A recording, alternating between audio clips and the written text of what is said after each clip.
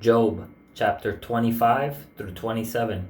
Then Bildad the Shuhite replied, Dominion and dread belong to him, the one who establishes harmony in his heights. Can his troops be numbered? Does his light not shine on everyone? How can a human be justified before God? How can one born of woman be pure? If even the moon does not shine and the stars are not pure in his sight, how much less a human who is a maggot, a son of man who is a worm?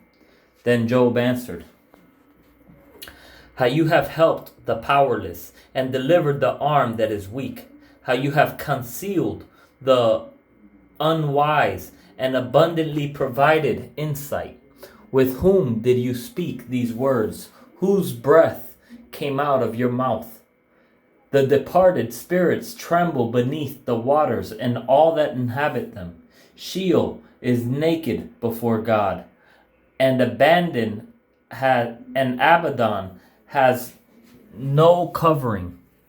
He stretches the northern skies over empty space. He hangs the earth on nothing. He wraps up the water in his clouds, yet the clouds do not burst beneath its weight.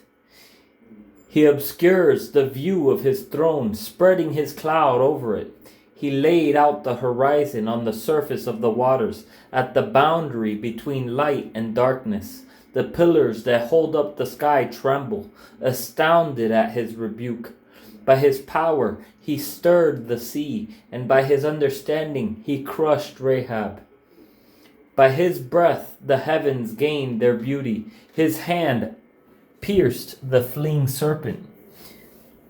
These are but the fringes of his ways. How faint is the word we hear of him. Who can understand his mighty thunder? Job continued his discourse, saying, As God lives, who has deprived me of justice, and the Almighty who has made me bitter?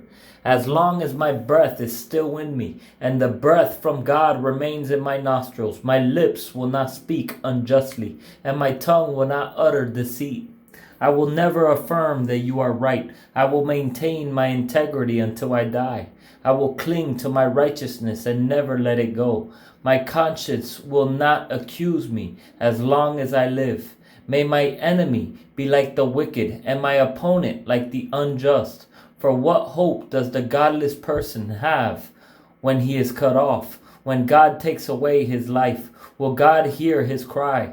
When distress comes on him, will he delight in the Almighty? Will he call on God at all times? I will teach you about God's power. I will not conceal what the Almighty has planned.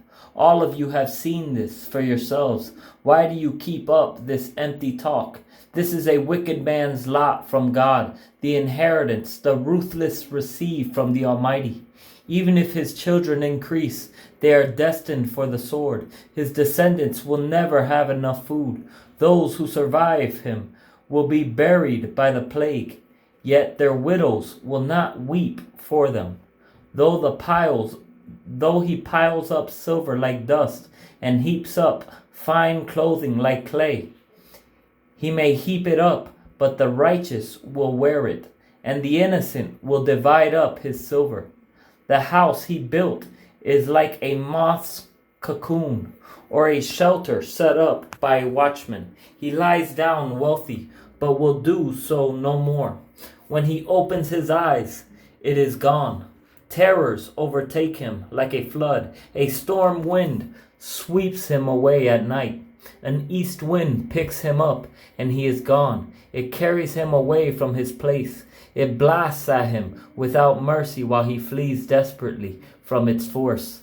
It claps its hands at him and scoffs at him from its place.